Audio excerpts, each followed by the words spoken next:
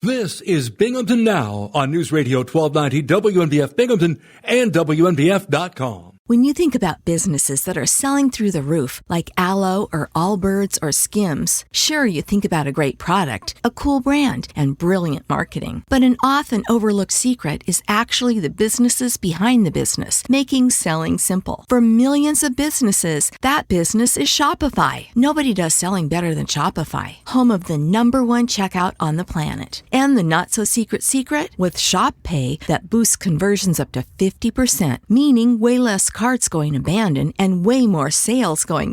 So if you're into growing your business, your commerce platform better be ready to sell whatever your customers are scrolling or strolling on the web, in your store, in their feed, and everywhere in between. Upgrade your business and get the same checkout Skims uses. Sign up for your $1 per month trial period at shopify.com/try, all lowercase. Go to shopify.com/try to upgrade your selling today. Shopify.com/try. I'm Bob Joseph. Today is Thursday, September 26, 2024. Now, your favorite talk show begins. The Binghamton Now program. Feel free to call 607-772-1290. And as we take to the air on this Thursday morning, it is my honor and privilege to say this program originates from the heart of America's Parlor City. What's on your mind? We can cover issues from Binghamton to anywhere else in the world, Binghamton and beyond, and Binghamton Now. If you have something going on in a Binghamton neighborhood, maybe there's something over on the north side or east side, don't worry. I've got a couple of stories working on both the north side and east side of Binghamton, but I'm also looking at a couple of things on the south side and west side. So we've got stories coming. Can't do them all simultaneously, but there is a lot to talk about. In Binghamton, across the Triple Cities, Broome County, Tioga County, including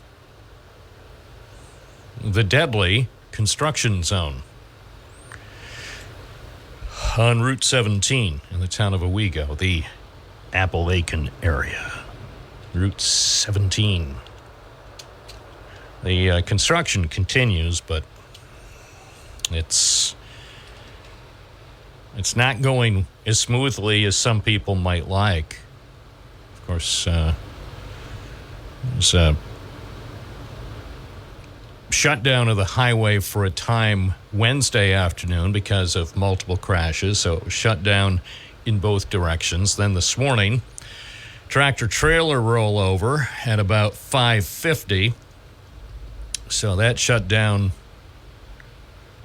both lanes for a time. Westbound lanes reopened about 6:30, and the eastbound lane was open probably about 8:15. So it should be operational at this point, but well, what can you say? It hasn't been it has not been problem free. Unclear to me why this is. I mean, it seems fairly straightforward for a construction zone, but some people have offered their own theories on why things haven't gone well. People smashing into guardrails, people smashing into the concrete divider. Some people say the divider between the two lanes, we've got two-way traffic being maintained in the eastbound lanes while the westbound side of the roadway is being rebuilt. Some people say the divider isn't high enough. I think some people drive too fast. As you may remember, About 2 months ago, a woman was killed and a man was seriously hurt in a collision involving a tractor trailer and a motorcycle in that construction zone in Appalachian. So there have been a lot of problems. To be fair, most of the problems, most crashes and slowdowns and shutdowns go unreported. It's only the most serious, long-lasting issues that ever tend to get coverage in the media, but it has been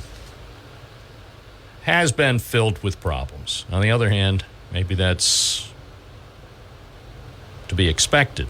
Sometimes there is a high volume of traffic moving through there, and obviously you have a lot of people from Broome and Tioga counties who use that stretch of roadway on a regular basis, and then you mix in those regulars who are familiar with ramp closures and lane changes and detours. You mix those people in who know exactly how it's set up, along with a lot of people from outside the Binghamton area, outside New York, even people from outside the U.S., along with people who perhaps have no driver license. So with that blend, maybe it's inevitable that crashes are going to happen in this kind of work zone.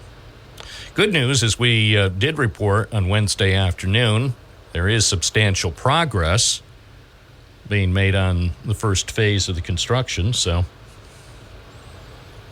I would say that's good news. And it's looking good. I think people will be very happy in a few weeks.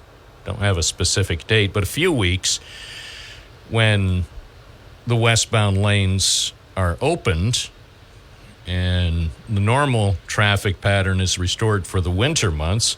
And people who have the pleasure of driving on the reconstructed portion of the highway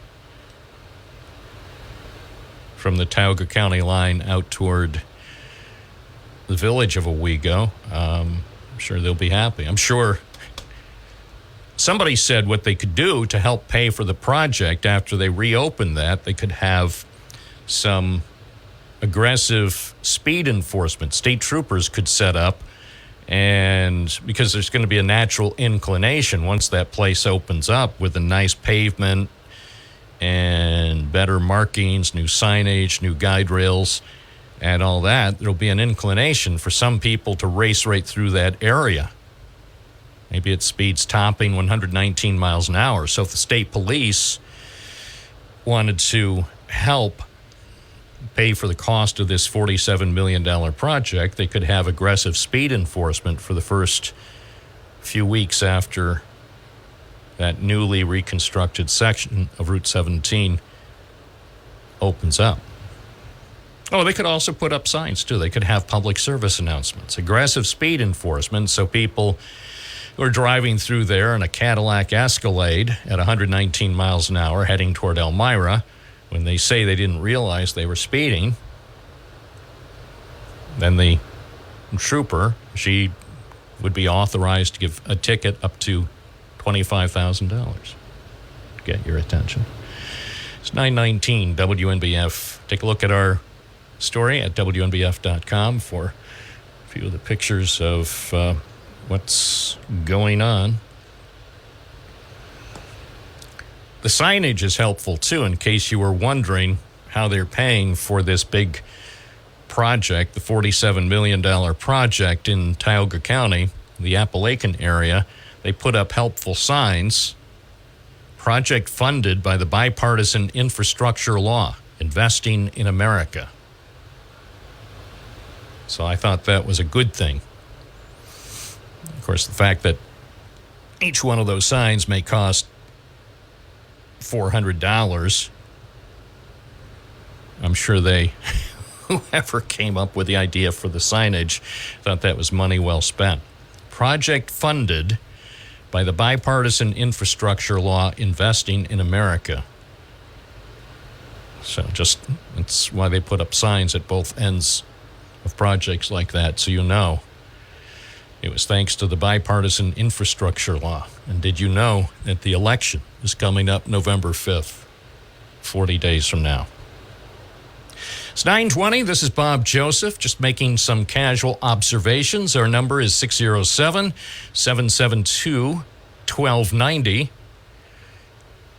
I'd like to hear from you. Let's talk about issues, Binghamton and beyond. On News Radio, WNBF 92.1 FM, 1290 AM, streaming at WNBF.com. Another great day for a great city, Binghamton, and, of course, our neighboring communities with Johnson City, Endicott, Vestal, Endwell, Maine, the greater town of Union, the greater town of Nanticoke, so on and so forth. Anyway, wherever you're listening, whether you're listening on air at 92.1 FM or 1290 AM, maybe online at WNBF.com or using the convenient WNBF app, we are very pleased that you are with us. I hope you make it a daily habit. Remember, sometimes people get confused because the call letters are complicated, which we understand. But these are the call letters we've been assigned. WNBF. I know you're saying, but how can we remember that? WNBF. It doesn't really make a lot of sense. I agree. I don't know. All I say is the way to remember it is where news breaks first. So that would be helpful. WNBF. And it's autumn here in the Parlor City. A little gray and gloomy in recent days. Looks like the grayness and gloominess may continue. Here's the forecast from the National Weather Service. Cloudy today, showers and thunderstorms, high 72. Mostly cloudy tonight with a chance of showers and thunderstorms. Low 57. Mostly cloudy tomorrow, high 73. And cloudy Saturday with a slight chance of showers, high 72. Right now, it's 64, 18 Celsius. WNBF at 9:24. Morning. You're on WNBF. What's your first name? Where are you calling from? You seem kind of lonely this morning, so I thought I would call. This is Matt from Binghamton. All right. I am lonely. Anyway, what's up? No, I just wondered how folks that say that Department of Justice has been weaponized by Democrats reconcile the vigorous prosecution of Bob Menendez, the senator from New Jersey, and now the mayor of New York City. All feds going raiding his apartments, all the people that are seemingly going to be brought into this that are all part of the administration. It doesn't seem to reconcile with the narrative that the DOJ has been weaponized against Republicans. Well, I know Eric Adams, or at least his supporters, are claiming or somehow using that sort of logic that this prosecution shows that the Justice Department's been weaponized, which I think is I think it's a poor choice on their part. I think they should just say, I mean, after all, he's a former NYPD cop. He should respect the law, and he should respect the criminal justice system and say, as he did in some sort of 60-second recorded message, I'm not guilty or I'm innocent of these charges. So say that. You don't have to imply that you're being victimized. Say, I respect the process, and I look forward to proving my innocence in the court of law. And he should just show some respect for the system. I don't think the optics look good with this guy. But, well, you know. How do they, I mean, who uses that line of logic? Yeah, I know, but I'm talking specifically now about Eric Adams, who finds himself in the middle of one of the sorriest scandals in the history of Fun City. And so I'm focused right now that this guy, I don't even know if they hauled his butt in. Excuse me, I don't know if they have hauled him in yet, but they will at some point, or they won't haul him in because they're giving him courtesy. That they'll make arrangements for him to turn himself in. But the bottom line is, why doesn't he act like a man of courage and an innocent man and stop whining? Well, I agree with you. Yeah, totally. all right. So my point was, how do you reconcile? I don't. No, you don't reconcile that. My point is that Eric Adams should set a good example for the people. Anytime people get indicted, instead of whining right at the outset, just show courage and say, I am saddened with word that I've been indicted, and I look forward to my day in court, period. All right, thank you. I'm serious. You know, everybody knows how much I love Eric Adams. So this was a very difficult morning for me to even come into the studio here. As you know, I've been one of his biggest fans for years, even before he became mayor. But that doesn't change things. He's been under investigation now for months. And the reality is, how can I say this? We'll just say the optics don't look good. But our system affords him the presumption of innocence. So I will give him that. I will say he's not guilty of anything. So far, based on news reports over the last several months, I would say it doesn't look good for Eric Adams. But in the fullness of time, he may be completely exonerated. He might.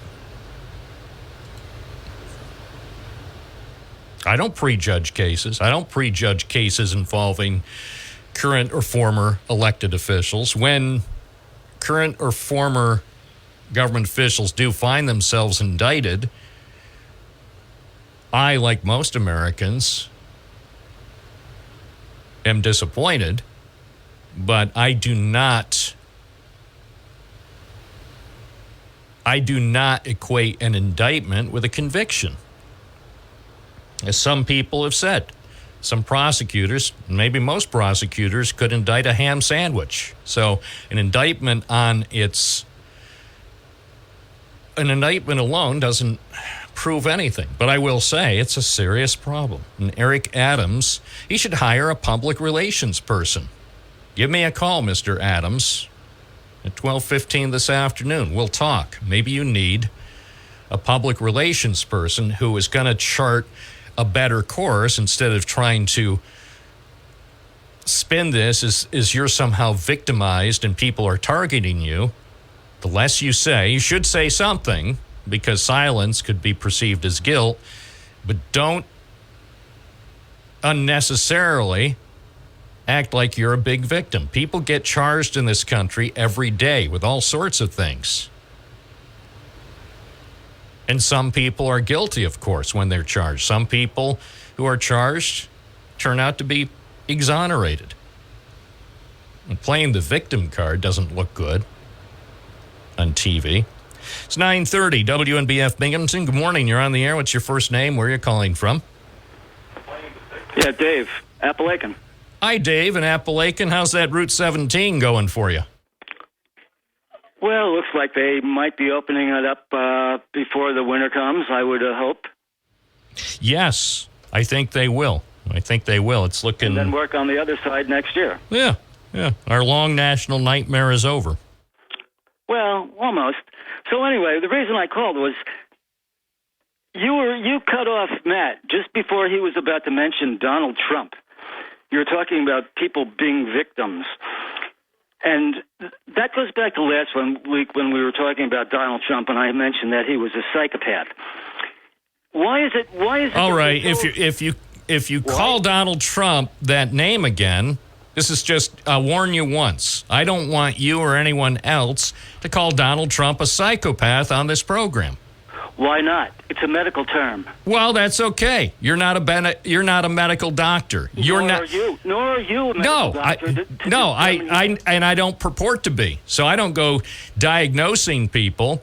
We'll leave that to the professionals. If you want to describe him that way, you can, but not on this program. Okay, but everybody else can call Democrats names. They can't call them that. If somebody calls in and uses that word to describe AOC or Kamala Harris, they too are going to face my wrath. And I don't think that's unfair. I don't think, Dave from Appalachian, I don't think you need to use that word to show your disdain and disgust about Donald Trump. There are so many other words, and just because at first, I thought it was kind of a subtle, gentle request, but maybe I need to be very clear. I don't want people to use that word to describe anybody on this program. All right, fine. So let's go back to the conversation you had with Matt. No, let's not. Why don't you just tell me what you think? I want you to tell me, Dave, what you think about Eric Adams. Eric Adams doesn't have a chance of running the country. Yes, he does. Yes, he does. He was mentioned, the guy who runs the, 538 website. And I saw this tweet because somebody brought it up last night when the first reports came out that Mayor Adams was being indicted. The guy who ran, or still runs, I think, the 538 website in 2020 or maybe 2022, had tweeted that he thinks, or back then, he thought Eric Adams had a good chance of being considered as a future Democratic presidential candidate. So don't say Eric Adams doesn't stand a chance of being president someday. He does. Are we talking about now, or are we talking about someday? We're talking about now. Eric Adams is being indicted. This is the worst thing in terms of corruption in New York City that's happened in our lifetime. So the thing I mentioned was the presidency for 2024. That has nothing to do with Eric Adams. Okay, so tell me about Donald Trump. Tell me why you don't like him. Oh, God. You know, you've got a one-man show. You talk over everybody. You don't listen. That's your problem. You hear, but you don't listen. And I'm sorry.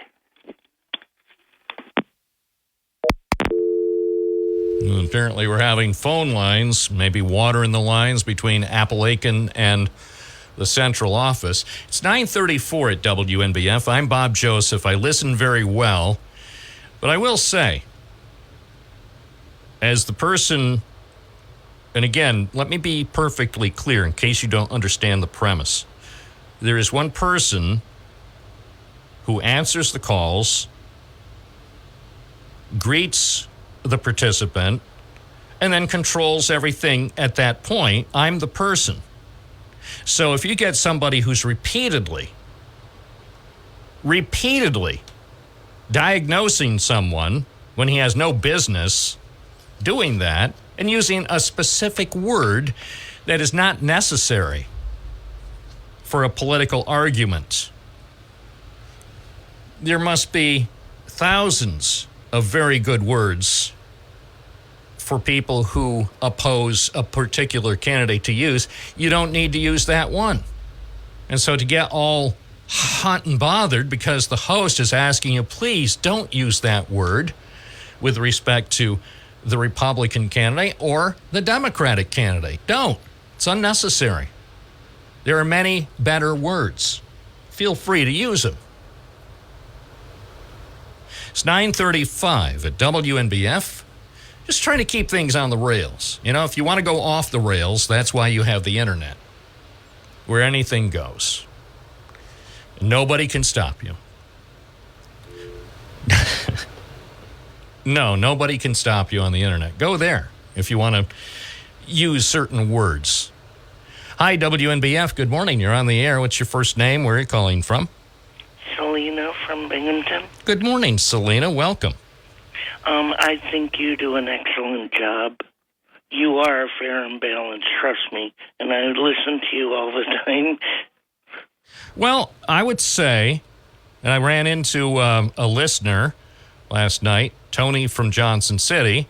Oh, really? Yeah, and he said how much he liked the program. Then he said basically the same thing as you did, that he finds the show interesting and entertaining, and he was very, very complimentary. I've been listening to you since after the flood in 2011. I think you do great. Well, thank you. You're very kind. Now, I'll be the first to admit that it's not perfect. It's never going to be perfect. We're all human. We're human. People make mistakes. That's how it works. Right. Oh, by the way, I think the weather machine is broken. It's broken again. Do me a favor, though. If you think of it, keep an eye on it, and if you see anything I need to worry about tomorrow, will you call in? Yeah, I just got off work because I worked during the overnight. But, well, thank you for taking time to listen and also for calling in this morning. Oh, I listen to you everywhere because I have the app and all that. Very good. Well, Selena, I just want to tell you I love you and I appreciate your work. All right. Well, thank you. Okay, bye. 9:37 at WNBF with Bob Joseph, 607-772-1290. More calls, more often. Good morning. You're on the air. What's your first name? Where are you calling from? Hey, good morning, Bob. It's DJ from Binghamton. How you doing? DJ, welcome back, my friend, to the show that cannot be ended. What's on your mind? Thank you so much. Happy Thursday. It's Throwback Thursday. I'm going to send you a pic of me when I was 7 years old. Anyway, I heard what that one guy said, so it reminded me of a saying my best friend used to have. Don't be sorry, be careful. Sorry, don't be sorry, be careful. I would like to self-diagnose myself and say I'm a fool for Christ.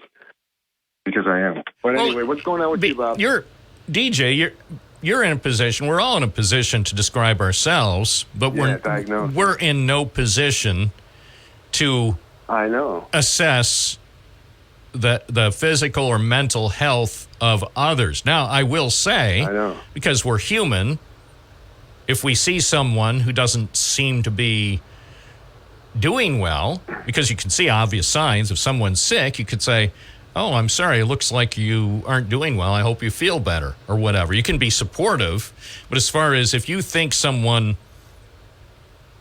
doesn't have all the qualities that you possess, and so you want to be negative and use incendiary words, you can't do it on this program. You could do it. What's great, DJ, about this country is you can do it with your friends and do it with your enemies. You can go out to Courthouse Square in downtown Binghamton and say that about a presidential candidate. My only thing is, because, and I hate to sound egotistical, this is my program, and I'm not going to allow that word to be bandied about. It's inappropriate. And the thing is, the caller knew that.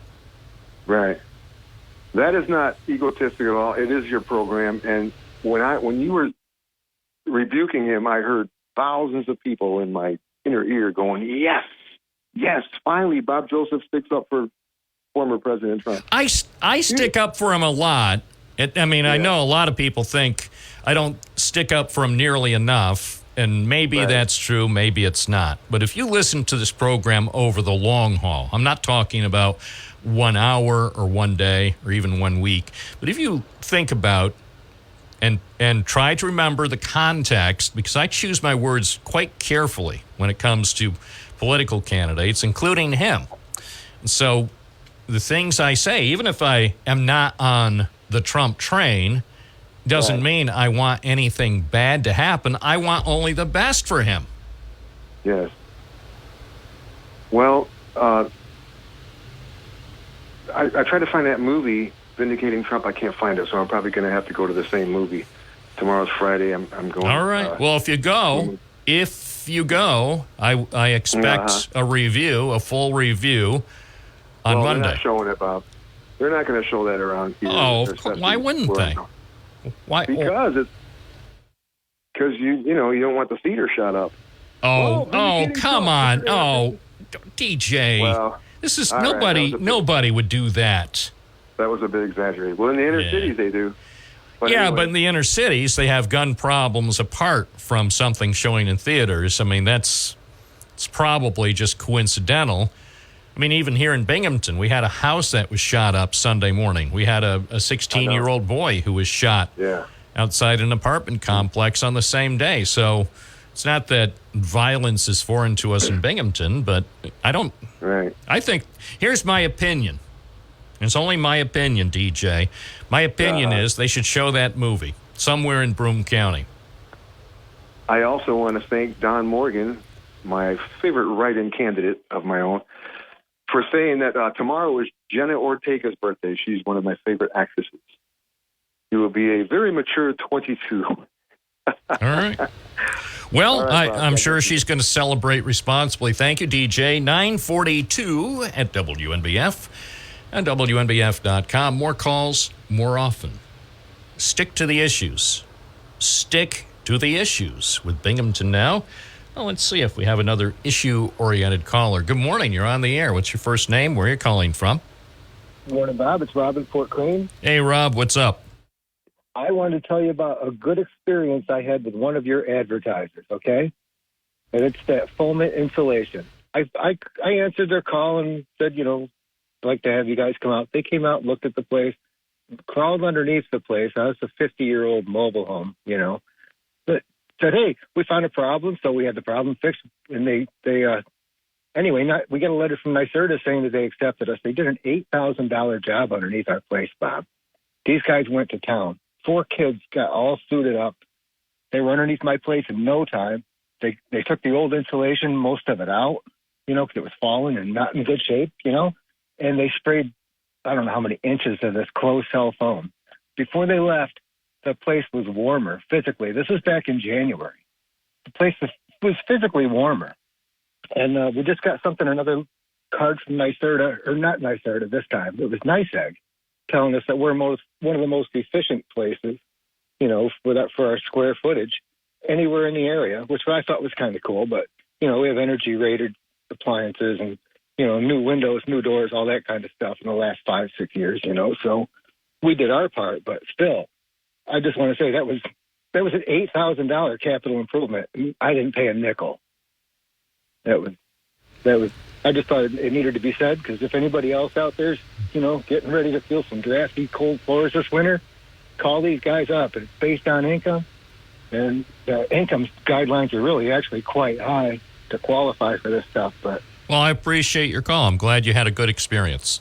Oh, it's great. Thanks again. Hope you guys have a good day, Bob. Okay, thank you. 944, this is WNBF, WNBF.com. I'm Bob Joseph. It's going to be a great day. It's already off to a good start. I've been out reporting. Every day, I head to the beautiful WNBF studio and say, what's going to happen now? But before I get to the studio, virtually every day, I wind up talking with people. Various neighborhoods, talking sometimes about new businesses. Sometimes people give me a little information, even if they're not supposed to say anything. But sometimes people say, well, officially, I can't tell you anything. And then they say, but I can tell you this. And give me some guidance. And I appreciate it. I respect the people who I deal with, if whether it's private sector, public sector, nonprofit, people that I come into contact with every day while reporting. I respect that sometimes they really have constraints, and I understand in most cases why those guidelines, or some would say why gag rules are in effect, why so many people have been ordered by their employer, don't talk to reporters. But I do appreciate those who, even while they respect and understand the rules of their employer, can sometimes help give some guidance for a story that's sort of developing. It's like, I can't, there are strict rules, Bob, and from when you talked to me here a few months ago about the strict rules, and I said, yeah, I understand. And then the person says, well, I can't say what the person said, but anyway, so many people do try to help And that helps with, especially with stories that are long-term stories. So we appreciate it. I appreciate it. I had a chance to chat with 3 people at 3 different places this morning, just 3 different quick stops. And everybody has something to contribute, and I am very grateful. It's 947 WNBF, 607-772-1290. Bob Joseph in Binghamton on WNBF. So go back to the busy phones. Joe from Greater Ithaca. Good morning. Yes, I'd like to speak about Magic Trump. No matter what he does, he's going to have a following that doesn't quit. And I think I can explain why. This was revealed to me in a 1960s sitcom intro, and it goes something like this. Boy, the way Glenn Miller played songs that made the hit parade. Guys like us, we had it made. Those were the days. And you know who you were then. Girls were girls and men were men. Mister, we could use a man like Herbert Hoover again. Didn't need no welfare state. Everybody pulled his weight. G.R.O. LaSalle ran great. Those were the days. I'm sure you recognize that. Yeah, I am closing my eyes, and I enjoyed that program with so-called Archie Bunker and his TV wife Edith and the rest of the family and the neighbors. And it was interesting just how many hot-button topics they were able to address more than 50 years ago, even though some people didn't like it. Some of the issues that All in the Family on CBS touched on were just not really supposed to be talked about on TV. And so some CBS affiliates occasionally, we can't carry that. No, our viewers are incapable of handling a complicated issue. So, but I thought it was a brilliant program. I would, strangely enough, and somebody is going to get mad at me. Wait, somebody's always mad at me. Strangely enough, I would like to see somebody at CBS or maybe some other network. But, hey, CBS had the original program. I'd like to see a reboot of that in 2025. Now, some people would say, no, they can't do it because it would be so politically incorrect. But the way I look at it is, and yeah, they'd have to tweak it somewhat, but they could still have the same sensibility of, I don't know who they would cast for the program in a reboot, but that kind of thing that still could talk about current issues. And yeah, some people would be enraged, but some people would be amused. I don't think the program hurt anybody by raising some of the tough issues back in the early 70s. Well, see, that wouldn't have the power it had then. But the thing is, the whole point why I called in about this thing is it looks back. It says, like, those were the days, like happy days, like looking back. And I think Trump, his what's really behind him is this looking back. It's like, they said, make America great again. And that infers that we're going back, that it was better back when. And we want to go back there. And it says boys were, girls were girls, and it says men were men. It just even calls women girls. And, the whole thing of transgender and all the things that have happened.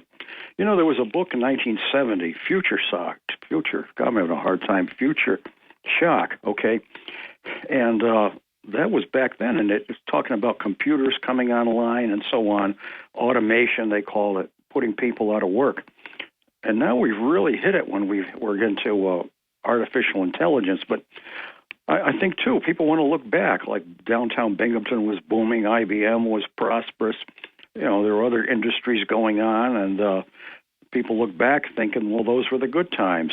I think that's his appeal, looking back.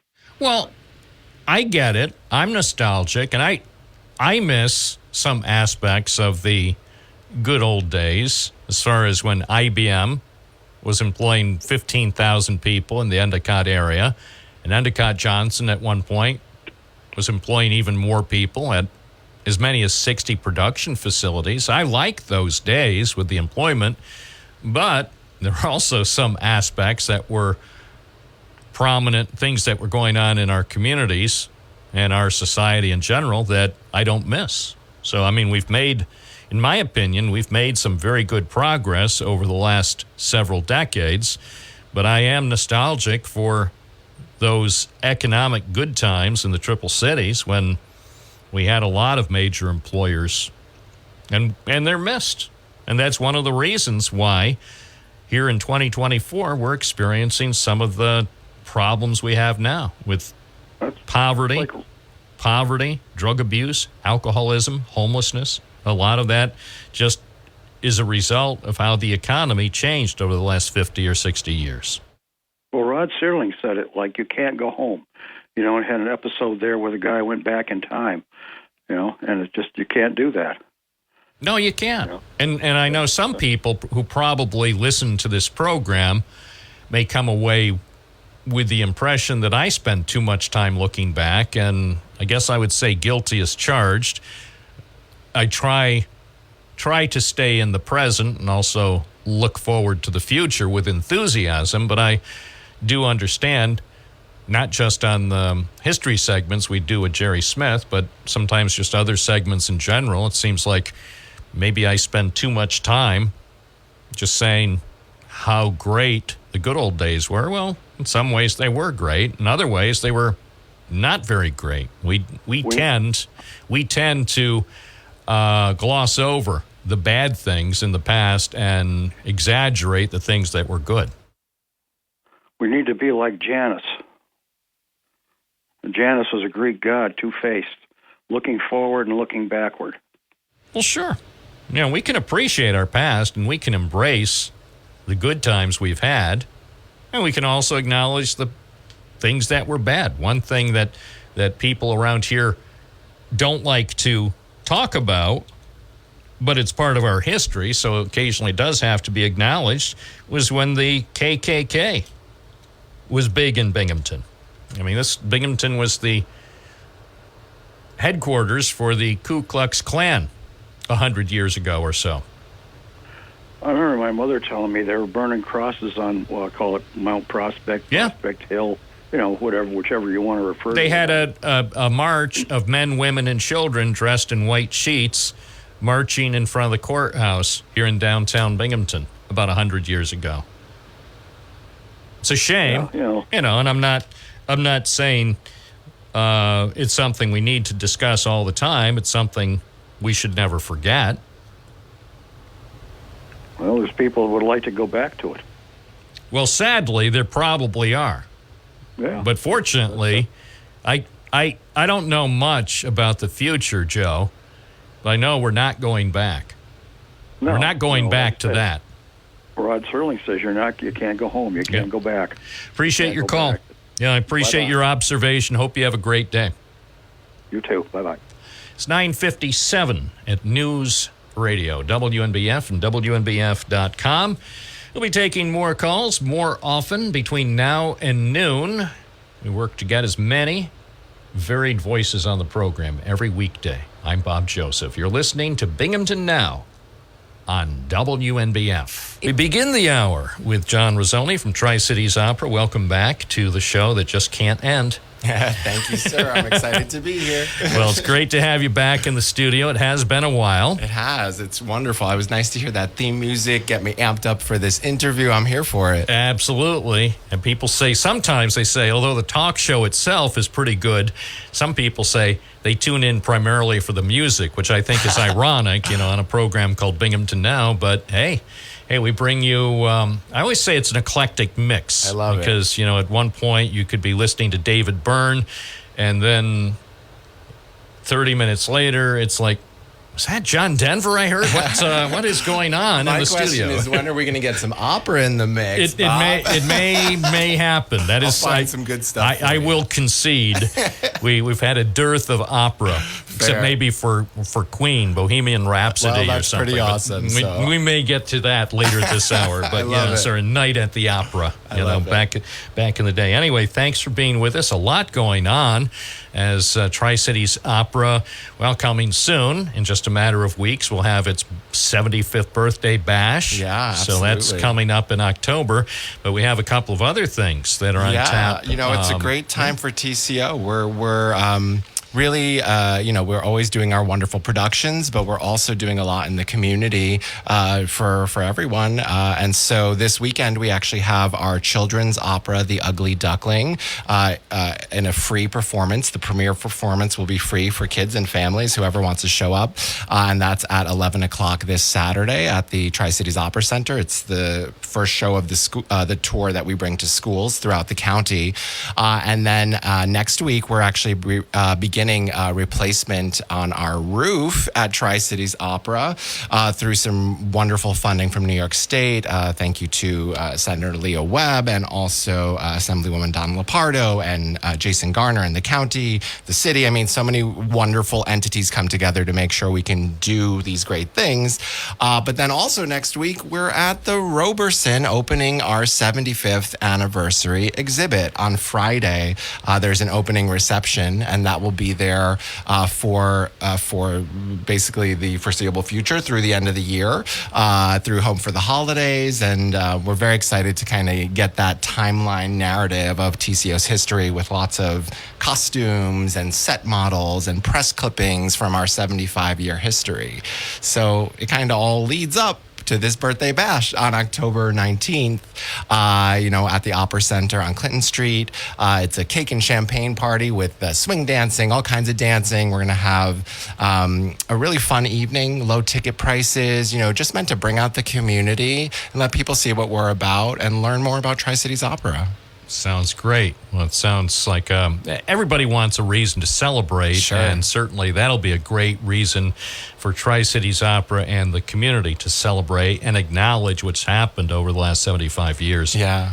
It's an exciting time. We are certainly celebrating the past 75 years, but a big part of this year is really diving forward into the next 75 years and, finding ways to not only produce grand, fabulous opera, which is just such an amazing, expressive art form, but also ways to welcome people in, to reduce barriers to the art form, to really be in this community, for this community, to inspire economic development. I mean, there's so much more that the arts can do, and we're really digging into that and growing and shifting to make sure we're meeting the needs of this community. Just perusing the website, and I see something about TCO's youth choirs. Yes, actually, so that was yesterday. Sorry, not yesterday. Tuesday. We had our first... But I didn't even realize that was a thing. It is a thing, yeah. Actually, we had our first rehearsal of our youth choir on Tuesday of this week.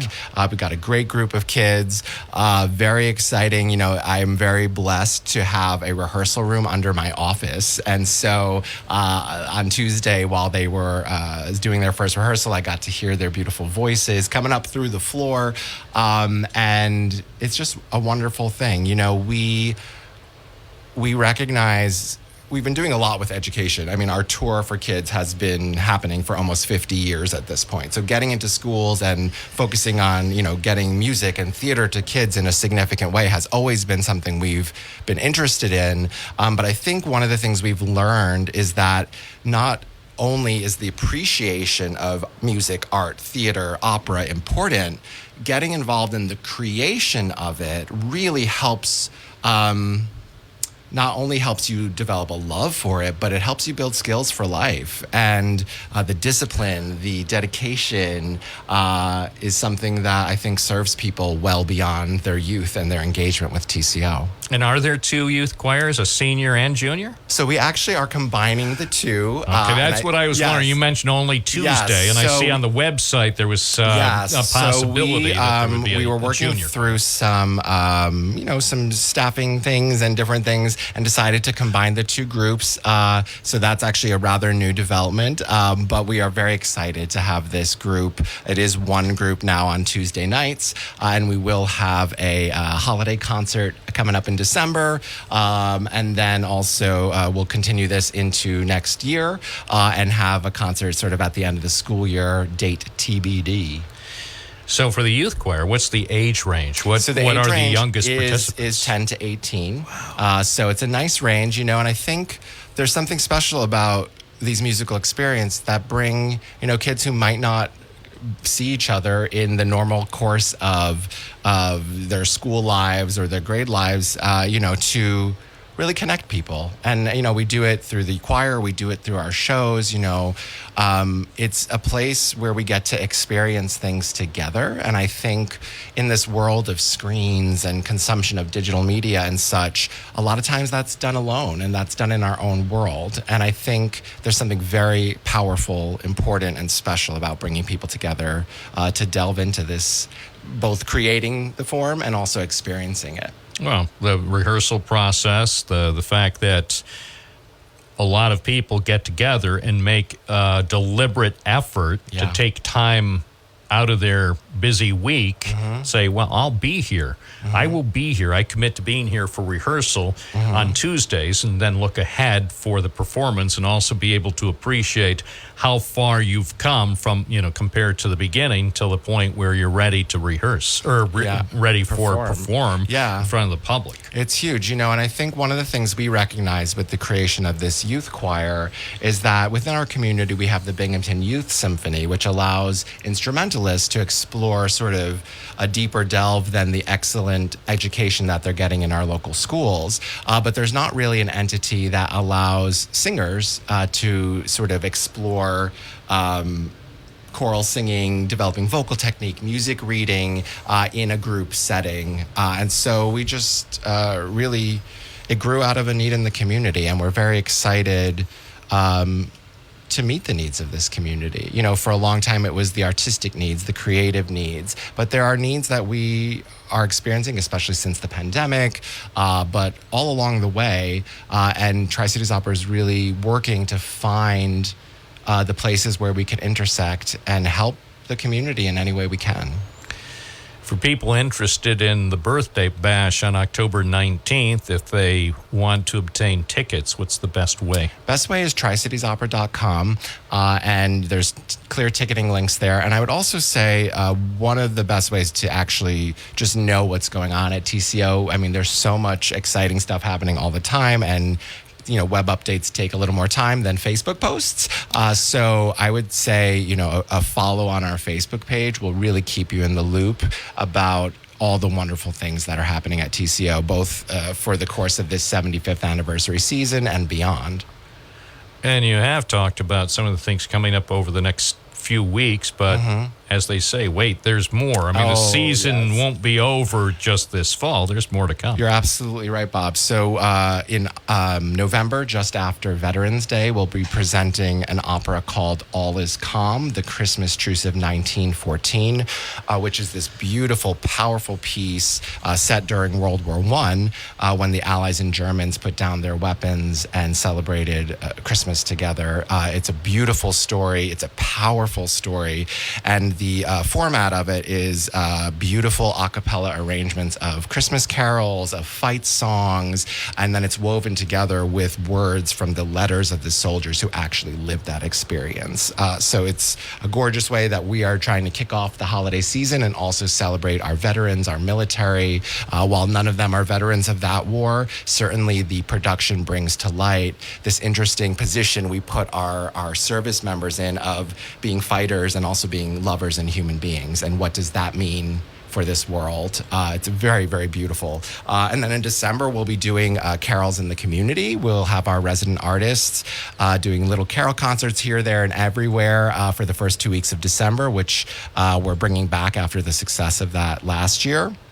And then looking to the new year, we have a wonderful concert of Rodgers and Hammerstein favorites that we'll be presenting on March 8th. That's, South Pacific, Oklahoma. Some of the greatest hits of musical theater. And interestingly, we're doing that at United Presbyterian Church, which was the site of our very first rehearsal in 1949. So there's a lot of throwbacks, a lot of connections. And then, of course, big grand production of Rigoletto in April. Gorgeous show. Our alum of our training program, Tim Lefevre, will be back to star in that as Rigoletto. Just such a brilliant singer, actor, and wonderful human.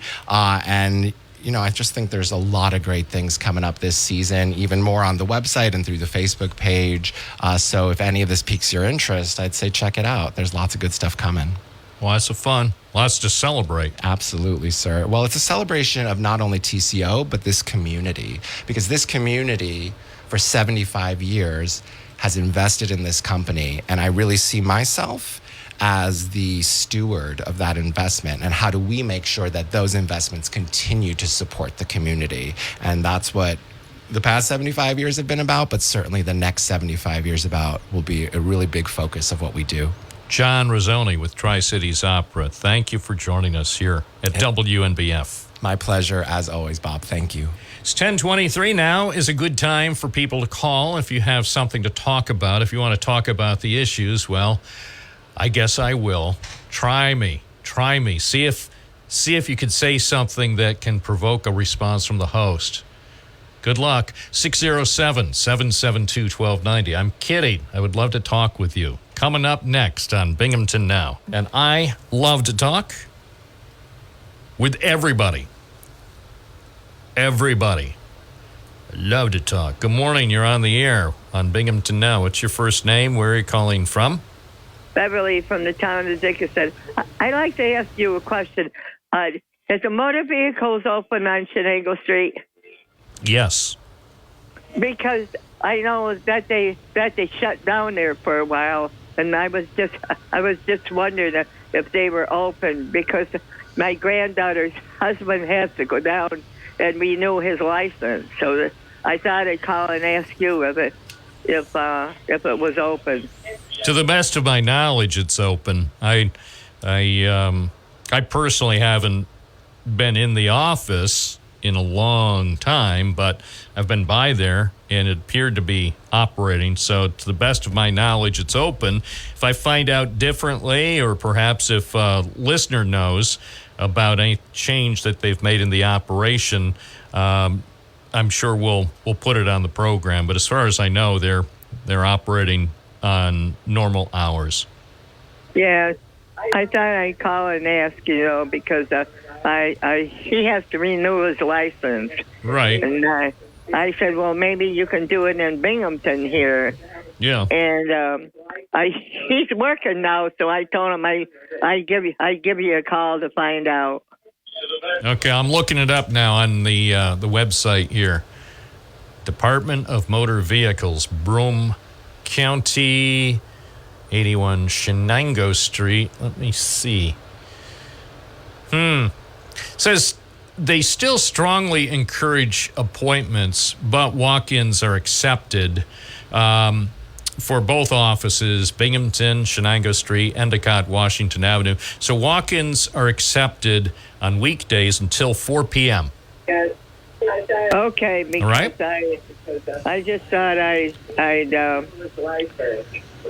call and ask. All right, looks like it's all set for whatever DMV transactions that are needed. Okay, Bob. Thank you, and have a good day. Thanks, Beverly. It's 10:27 at News Radio WNBF. I'm the answer man. The man with the answers. Or at least I try. Realistically, do I have all the answers? Of course not. But I have answers to quite a few things. If I don't have an immediate answer, thanks to the internet, I might be able to find it in real time. 10:28. Good morning. You're on the air. What's your first name? Where are you calling from? Hi, this is Ben in Owego. Hey, Ben. How you doing? I'm good, thank you. I thought I heard you say earlier this morning that 17 was back open between Owego and Appalachian, and I just went by there and just wanted to let the listeners know that is still closed. They're making everybody get off exit 65 and you can get back on at Appalachian there. Okay. Thanks for the correction. Thank you. Yeah.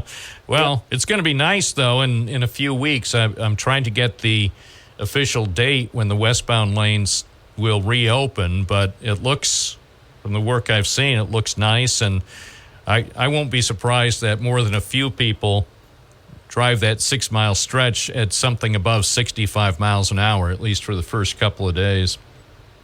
Well, it's going to be nice and smooth, and it's going to be nice until they move everybody over to that side, and everybody starts crashing into those guardrails.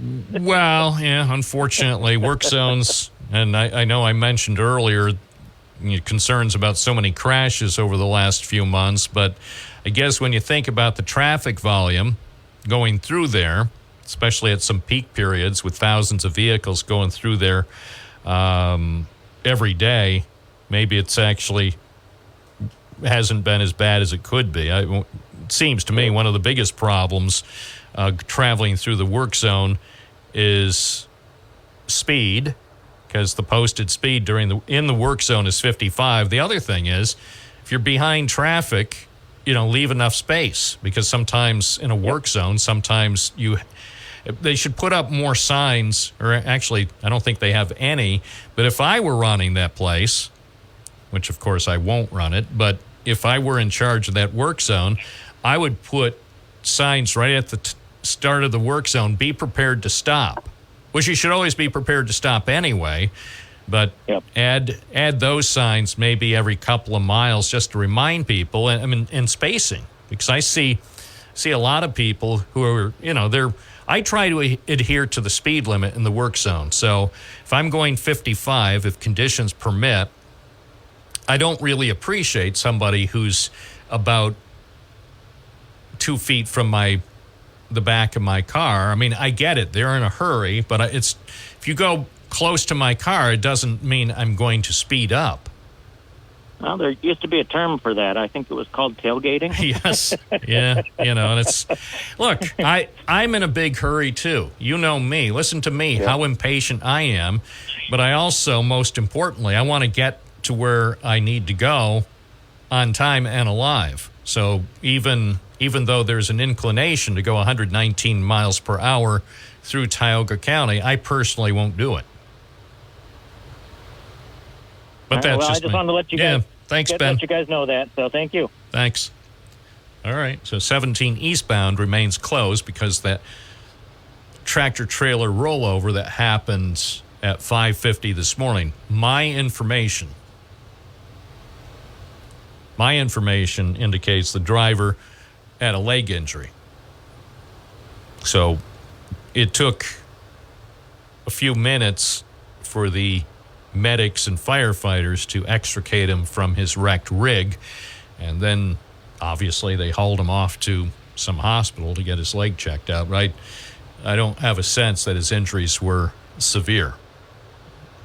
But that's not confirmed. It's just based on, as they say, preliminary information. 1031 WNBF on a Thursday morning. Good morning. You're on the air. What's your first name? Where are you calling from? WNBF. We know Bob's fair. Thank you. It's Dave. Good morning there, Bob. Hey, I was listening earlier, and, Joe may have a good point there, Bob, because I cherish every word of that All in the Family song. I love every word in that song. He may be onto something there, Bob. But he made me think of another song.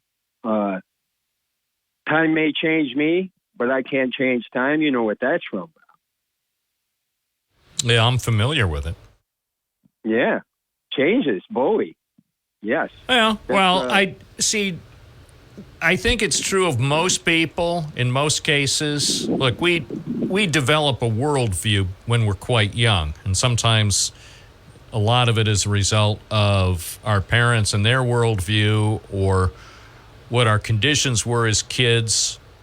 And so our basic worldview probably is established at an extremely young age. And I'd say for most people, they wind up going through life with pretty much the same worldview. There are certainly some things that do change. One thing some people have observed, well, as you get older and perhaps wealthier, maybe you're going to become more conservative than you were, say, when you were a long-haired hippie freak and didn't have a good job with good benefits and, lived in a small rundown apartment. I mean, as your lot in life changes, your overall views of some things on political or social issues will evolve.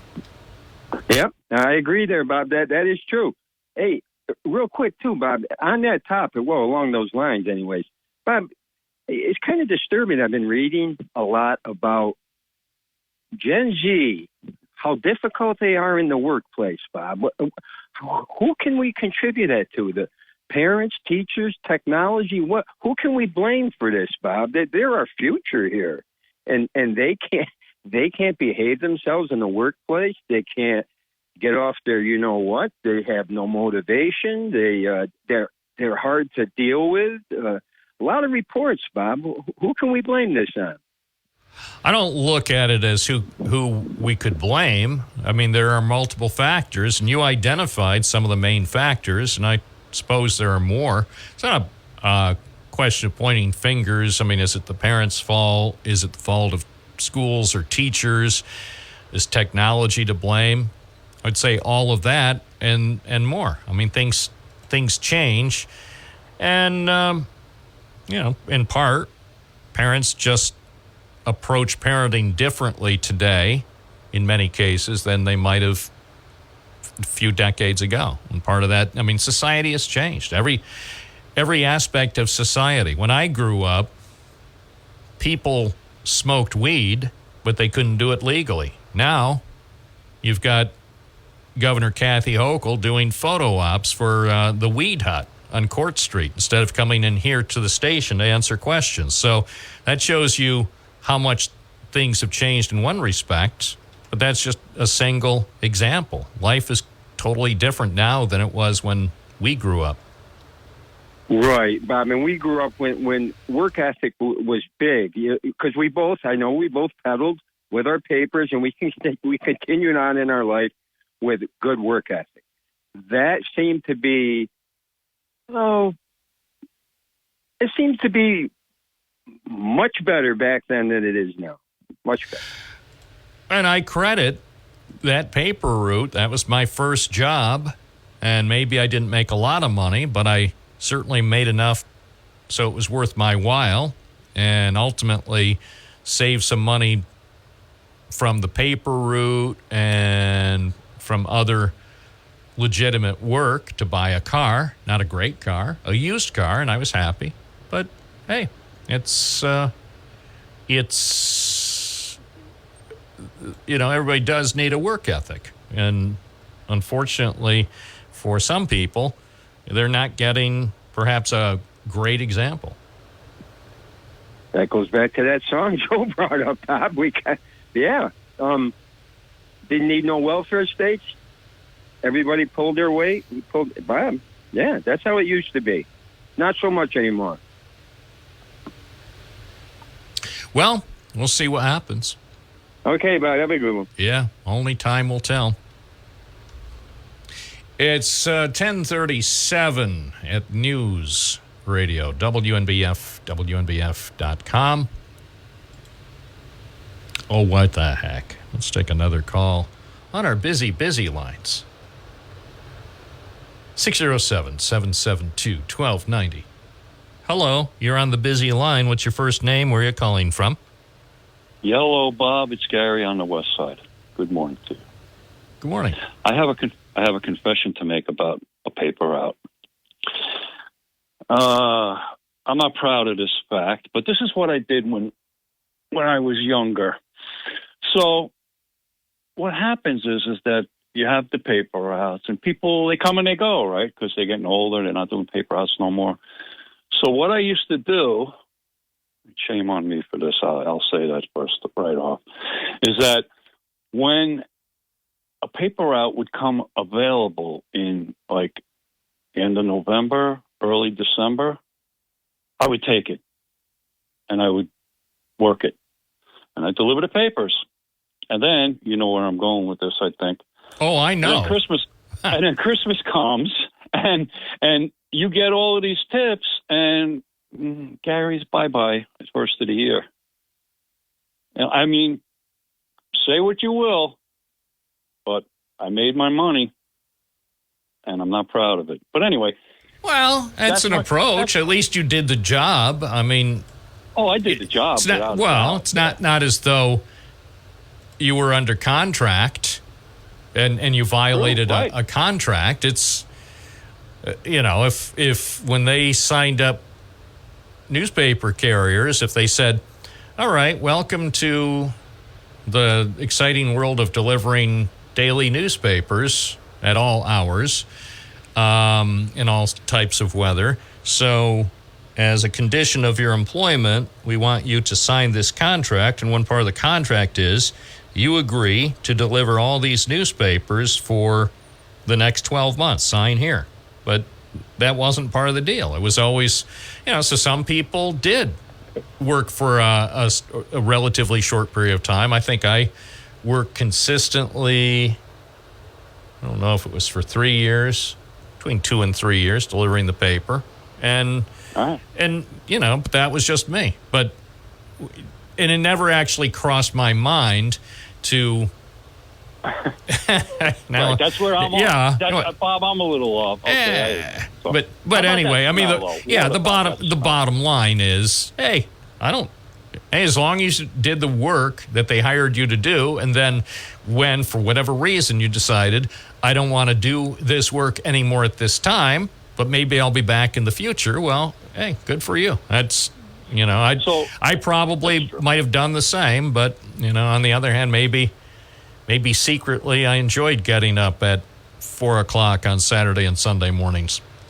You'll never forget that paper smell. Bob, I'd like to thank Bernie Sanders for one thing, for coming out for the people of this country and trying to get the prescription prices down on this Ozempic, the Wegovy. It's ridiculous that what the Americans are paying. People don't like Bernie Sanders for whatever reason. I say thank you, Bernie, for at least stepping up, and somebody is trying to fight the high prescription costs brought on by the pharmaceutical. Yeah, at least people like Bernie Sanders and AOC care. One thing I'd like to say about your show, Bob, is that you do listen. I've noticed this recently where people call in and they have, ideas that maybe aren't mainstream, okay? But what? You let them say what they say. You're listening as they're speaking. And sometimes, when people say things, there might be like a challenge that you could make based on fact. And so what you'll do is you'll let them say what they say, then you'll say what like the opposing side would say, but it's based on fact. You're speaking facts. What I've noticed usually is then the caller doesn't try to fight the point with you. Nope, they go on to another point that, well, listen, that. Oh, yeah. Well, I always find it interesting. Look, I am not a perfect listener, and I'll concede that sometimes I'm too quick to interrupt or interject on this show or just in off-air conversations. And part of that, I've explained this to some people, maybe not on the air, but sometimes even when I'm having conversations, I think part of it is an occupational hazard, because if you're hosting a talk show, one of the things you really, really want to avoid on a talk show is dead air. So I'm inclined, I think, to say a lot more, whether it's on the program or even off the air, than I really need to be. And I'm probably inclined to, again, it's not a factor of not being interested in what's being said or not listening. I think part of it is, especially in this day and age of radio and TV talk, there's this sort of expectation that there's going to be a back and forth, a give and take. And sometimes I think, maybe I do take it too far. And so, guilty as charged, I still try to rein it in. Well, I think you speak factually. Well, I strive for it, but I also want to emphasize, if I respond to someone, say if they say a statement and then I have a response that seems to cast doubt on the veracity of that, and sometimes, and people hear this frequently on the program, well, where did you read that? Cite a source. Well, everybody's saying, or it's all over the internet. Well, that's not good enough for me because I see quite a bit of stuff on the internet, including quite a bit that's definitely not true. And then some things that I think are probably true, and then some things that I just don't know. I mean, the reality about life is, for so many things, even things that are presented by the people who head our beloved institutions, whether it's government or nonprofits or religious institutions or whatever, you still have to be skeptical. And I don't like seeing what's happened, especially over the last decade, where there's been a concerted effort to diminish or completely wreck whatever trust we had in any institution, including among some people who used to always trust, say, government agencies like the FBI and the Secret Service and the CIA. Now, I know from over the years with all those agencies, yes, there have been scandals. There has been deception. And those agencies, I believe, all have a checkered past. All news organizations that I can think of have had some things that have happened that they are not and should not be proud of. I can't think of any organization, any entity, anything that's a human endeavor where, to use the cliche, where mistakes weren't made. But this ongoing effort that I've seen going on now for about a decade to basically get it to the point where nobody will trust any organization. I mean, even the opening of the talk show that follows this one with the voice that talks about in the putrid swamp. It's like every day that it runs, it makes me think that there's a real effort so nobody will believe any government official, any elected official about anything. And I don't think it's helpful. It's not helpful. I agree 100%. And, it used to be like facts mattered, right? Facts used to matter. Facts don't matter as much anymore. And you know what, too, Bob? You know what else doesn't matter? The Supreme Court doesn't matter. They come down with decisions, and people just, oh, no, that's not true. That's just not true. But yet, when they come up with a decision that it favors their way of thinking, oh, yep, the Supreme Court said so. I don't understand that thinking. I just don't understand it. We were never there before. Now all of a sudden we're here. Facts do matter. And your job is very difficult, right? As a reporter, when you write a news story, Bob, and you can let me know how this is. Isn't it difficult not to put your slant on things? I mean, you're such a professional that it probably comes natural to you, but it's hard not to put your own little slant on some of the news stories where you can interject something that might be a little snippy or a little controversial or even a little political, but you stay away from that. That's very difficult to do, in my humble opinion. Well, it's something right? Is that a difficult thing to do? It is. Yes. It's because I'm human. Now, someday, probably in the not too distant future, when I'm replaced and everyone is replaced by AI, then that won't be an issue. And then AI will put its own wrong spin on everything. As Kim Commando had a good feature this morning, basically about AI, that in a couple years, somebody who's familiar with artificial intelligence say AI will have basically gotten everything that's ever been developed by humans will be now ingested by AI. And as she pointed out, well, so much of AI high percentage has been appropriated without permission. And so that means people who utilize AI, whether they know it or not, are stealing other people's stuff. And basically, AI-assisted writing and other endeavors amounts to plagiarism. Because very few Never people, thought of it that way. very few people and organizations have granted opinion for these AI entities to use their stuff. Some news organizations have, and I assume that they're getting compensated for that. But many haven't, and yet their stuff has been ingested by AI programs, and then a lot of times the stuff that AI has taken in winds up being spit out the wrong way and putting out information presented as factual when it turns out to be wrong. And sometimes they've noted AI programs, if they don't know the answer to something, will just make something up.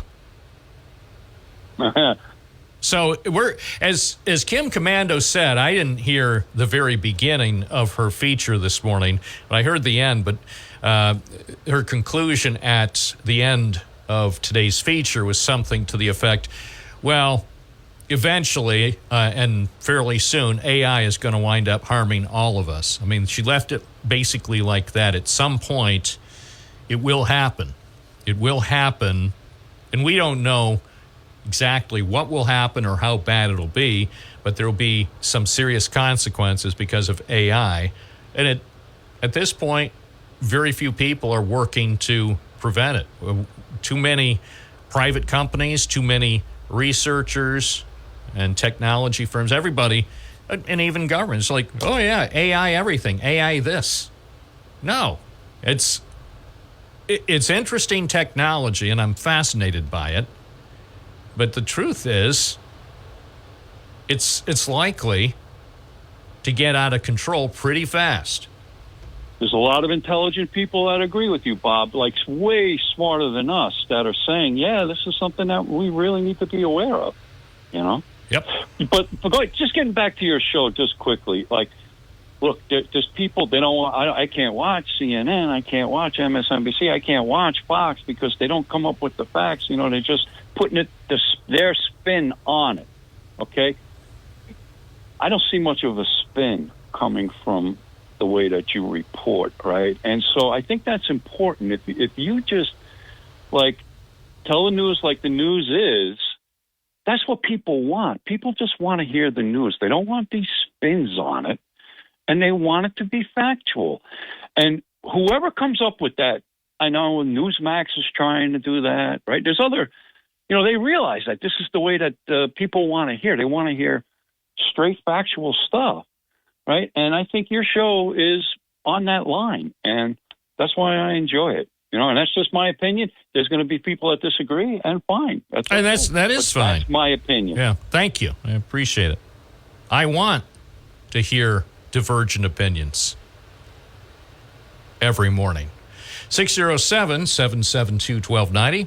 I'm Bob Joseph. You're listening to Binghamton Now on WNBF. Let's squeeze in one more call for this segment at 10:55. Good morning. You're on the air. What's your first name? Where are you calling from? Joe from Owego, and this is going to be a short one. You can probably squeeze in another one. I just heard the foam advertisement, which features a $1,200 federal tax credit. Someone out there needs to come on the air and explain if all these federal tax credits are part of our national indebtedness. There's a $7,800 one for an efficient car. There's your federal tax credit, apparently part of the incentive for solar panels and so forth and so on. Somebody needs to put this federal tax credit process and effects in order for the public. Thank you, Bob. Thank you, Joe. Yeah, next time I run into Chuck Schumer, I'll ask him. Or Hakeem Jeffries. He might know. If I run into them, I will ask them specifically for information on that. It's 10:57. You're listening to WNBF. Warning. Right now, we welcome back to the studio Mason Mastroianni. Good morning. Good morning. It's been a while since you've been here. Yeah, 2017 doesn't feel as long ago as it was. But boy, that was, quite some time ago. Yeah. Well, anyway, tell our listeners, many of our listeners are familiar with your name, but some aren't. Tell us about how the work that you continue to do still manages to touch the lives of millions and millions of people every day, whether it's through their newspapers or now more and more online. Mm-hmm. Yeah, since 2007, my grandfather, Johnny Hart, had passed away at his drawing board.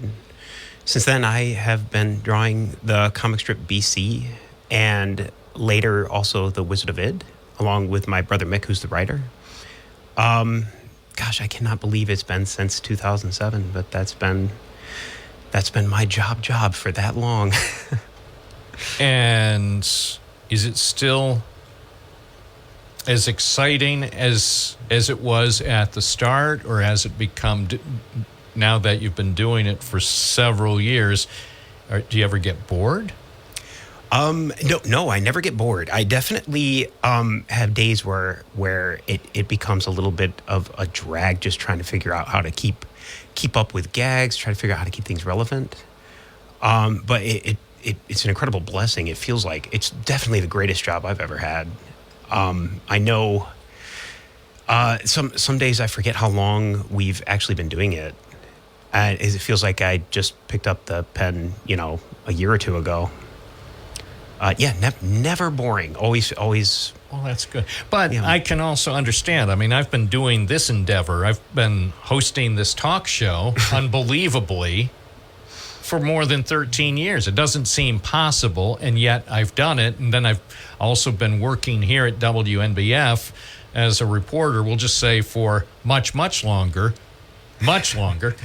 And yet every day is still unique. Every day still has its own challenges, some really good, sometimes not so good, but it's just a privilege to be able to do it. And this might be one of the things that we share, we with what you do with the comic strips and me, what I do on the radio as far as reporting and hosting a talk show, we are privileged to do something that very few other people are able to do.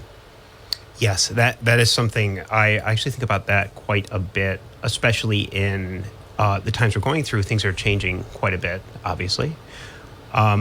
It still feels like I have this really close network of friends who do what I do. So we kind of forget how rare and unique it is to be able to have this kind of unique voice and be able to kind of have a dream job, something we always want. I don't know if you grew up wanting to be a radio host, but I would imagine you did. Maybe not so much a talk show host. I wanted to be able to be a reporter and most likely do it on the radio. I mean, going back, starting to read the newspaper before I was in kindergarten, and then when I was in kindergarten, my teacher, Mrs. Blackwell at Homer Brink School in Endwell, she brought the Sun Bulletin every day. And she brought it in, and she said I could take it home, and then I read stories out of the Sun Bulletin, local news stories, to my mom. So I like to think I was auditioning to be on the radio and be a news reporter from a very young age. So I think I had it in my mind. I always wanted to be a reporter, and the reason for radio was its immediacy, and that's never changed. Yeah. And so it's to me, it's a dream job. And to boot, the icing on the cake is I'm doing it in the city where I was born. I'm standing 3 miles away, I guess, from where I was born on Riverside Drive. So who really gets that privilege to be able to report on your birthplace and also ultimately then do a talk show? So as far as this whole idea, I was fascinated when I was young by Johnny Hart and BC. And one of the reasons, of course, was his ties to Endicott. And so I had the privilege, I think, I don't know if it was only once, to wind up at his home when he was living in Endicott. And John Marshall, who was very closely associated with him, he lived on our street, or my grandparents' street in West Endicott, June Street. And so it was just kind of neat to have people who were involved in creating well-known comic strips right from Endicott. Yeah. I mean, John is still here, of course. Yeah. And there's a lot of really neat.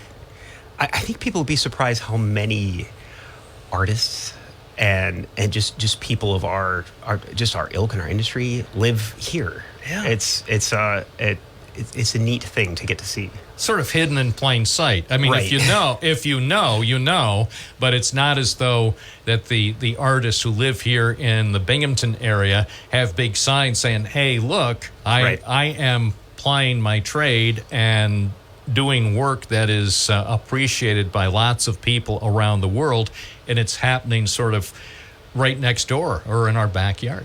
Yeah. That's great. That's great. In a moment, we'll talk more about sort of the challenges that comic strip artists are facing now in the 21st century. I can't believe it's already 2024. Time flies when you're having fun. One of the reasons that I got in touch with you is the start of this business, BC Fit, on Upper Front Street. And I had not realized that the gym that was there had changed hands. And then we did receive a news release a few days ago saying, oh, BC Fit, there'll be a special ceremony in October. Mm-hmm. And I thought it was ironic because I had just been reporting a day or two earlier about some of the stuff going on at Northgate Plaza and at Harbor Freight. And also they're going to be doing some other stuff. Seven Brew. So there's all sorts of activity going on in that part of Front Street. So as I'm heading back to the station after taking pictures of the Northgate Plaza renovations, when I'm at the traffic signal, I see the logo BC Fit, and I think to myself, well, I wonder what that's about. And I made a mental note. I've got to check into that. And then the following day, the news release came out, and I said, not only, and then I stopped by shortly after receiving the news release and discovered, actually the formal transaction had already taken place over the last several weeks. And I was just impressed by the work you had done. I mean, the artistic treatment on the walls inside the place. I mean, it's amazing. It's remarkable. Thank you. I was kind of going back and forth to whether or not to tell the real story of where this gym came from, and I figured, it's probably best just to tell it. Anyone who knows me well, or even just in the periphery, knows I've always struggled with weight issues and my health. In high school, I was a very big kid in the 90s. I weighed about, at one point, almost 350 pounds. And I had, through my adulthood, I'd always kind of gone back and forth. I'd lose a little weight, I'd put it back on. And it was about 3 years ago. I've moved around a lot, and currently we live in Atlanta. And 3 years ago, I had a heart attack. And it was a major wake-up call, as an event like that would be, I imagine, for anyone. I was in the woods taking a hike with my fiance, and I had a heart attack. And I remember as they were lifting me into the ambulance, my fiance, she's a very, very tough woman, and she was angry with me. She was angry that I'd pushed myself too hard, But it was this moment where they were loading me in, and I caught a glimpse of her face, and she had this look of fear, and it struck me, and I remember thinking I could never see that face again. That's not something I could ever allow myself to see again. So I committed to a massive sort of rebuilding of my lifestyle from the ground up. And I So said, it seems I'm not that gonna do was a wake-up call. Yes, that was really it. And since that time, I've lost about 180 pounds. And it was about 3.5 years ago. So I've been at a stable, healthy weight for that time. And during that process, I joined a local small gym and became interested in bodybuilding. And there's something about that small gym culture that I just fell in love with. I don't know if it replaced what I used to feel around food. There was maybe a little bit of a healthy addiction involved. And I just went all in. So when I'm back here in Binghamton, which I am quite a bit throughout, especially during the summer, I was working out at a small Anytime right here on Upper Front Street, and it came up, I became friends with the owner, and it came up that he was going to close the gym. So we just started chatting, and one thing led to another, and we were like, let's see if we can keep this gym open, So I brought on a great partner, a childhood friend, Tommy Testa, and his wife, Lindsay, and along with my brother, Mick, as well. We bought the assets, and here we are. We opened in June. And the official transition June 1st. And I was told by Mick that you actually had started doing some of the preliminary work, I guess, during May. So I had not been there under its previous ownership, under the way it had been. But I will say, from visiting just last week, it looks really nice. And certainly all the artwork, including some of the stuff on the one wall that includes some current and former businesses. I mean, a tip of the hat to a lot of things, that we've known and loved over the years. Yeah, one of the murals, I really put some love into that one. It's just a black and white mural, but it is every local business on Front Street and a few chains. And I tried so hard to include everyone, so it's quite a large. There's a lot there. Yeah. There's a lot there, and I have to say I enjoyed that aspect. Again, not just the stuff that we know and love right now, but a lot of the things that were part of our lives over the years. So I think you may not have gotten everything, but you've gotten, I think, most of them. And that was a nice touch. Oh, thank you. I remember the idea for that. We were just kind of sitting around, and I'm like, I have this idea. And I just started painting it. And by the time it was done, I was like, this is probably the best part of the gym. This silly little mural. Very, very nice. Yeah, we had a lot of fun in there. I was just in there painting for, I stayed till like midnight every night, just in there painting. Very, very nice. Now, if people want more information about BC Fit, as I mentioned, and you mentioned, it is in operation, even though there won't be a formal grand opening ceremony till early next month. If people want more information about it, what can they do? Well, we have the Facebook page. BC Fit has actually been the best resource for us. There is a website. We are in the process of getting that up. It'll be ready on October 2nd. October 2nd is the grand open. And everything, either the website, the Facebook page, or obviously the direct number is a great way. We're always we have, it's a 24-hour gym, but it is staffed regularly. So we try to be really good about having members have access, though, around the clock. Yes, they do. Yeah. All right. Well, people can Google it, BC Fit. Talking with Mason Mastroianni, current BC and Wizard of Id cartoonist. Let's talk about the industry. I've been fascinated by comic strips over the years.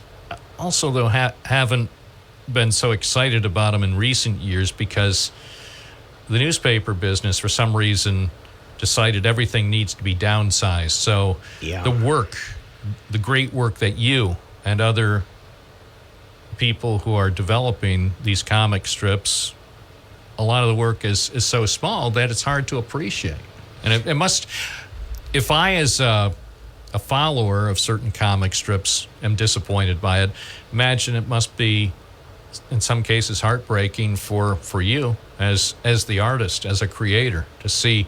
And again, people have access online. That's an alternative, but say, traditional print. I remember when I was a kid, comic section was 12 pages, and all the comic features, even on Sundays, were included in their full format, not in some sort of truncated, teeny tiny version. Yeah, that's, oh boy. I'm just at the age where I have the wonderful memories. I was born in 78, so I got to grow up with a little bit of that. Yeah. And of course, we've talked about newspapers for years and sort of the slow transition and the slow demise of the art form. And it's really sad. And it's funny because the age we're going through right now, we're sort of seeing this really interesting transition to AI and a lot of the industries that I've loved and been a part of, whether I was in animation for years and, of course, illustration, and all of it is changing so fast now. I think for us, the pivot is going to end up being to maybe just other mediums entirely, which is really sad because there's really nothing I love more than sort of the 3-panel gag, you know. I have a feeling we've been talking to some people who are really exciting about writing for film and things like that. So I remember going not that long ago into the local newspaper archives and saying the first BC in the press. I mean, it was so I can't remember if it was 1959 or whatever, when, I mean, the press was so excited that a local artist, that Johnny Hart, was starting a feature. And who knew at that time when he started BC what it was going to become? Yeah, 1958. Yeah.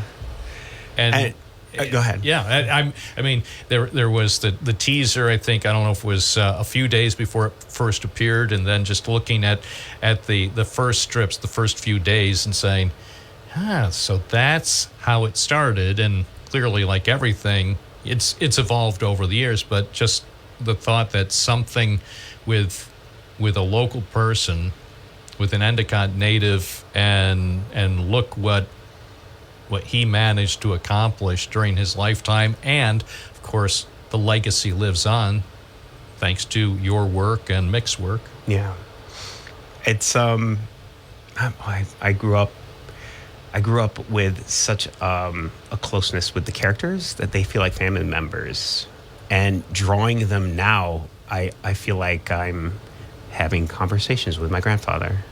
He and I were very close. So it's this neat way of continuing to have sort of a relationship with him after all these years, you know. He was a special person. Oh, very, yeah. And even this many years later, he still is missed. I know he's missed by his family and friends and by our community. Yeah. What are some of the challenges of dealing with topicality these days with comic strips? You know, it's funny. I feel like a lot of things obviously have changed. I think a lot of people have a perception, especially with a lot of things going on around ideas of cancel culture, that you have to be a little bit more careful. I have not noticed that. It could be because of the space we're in. It could be because newspapers are not looked at as like the main form of media dissemination these days. I feel like there's a lot of leeway that we didn't used to have when it comes to playing with topics. Certainly politics is a difficult thing to talk about in today's society, but we get away with it, especially with The Wizard of Id, which has always been known for that anyways.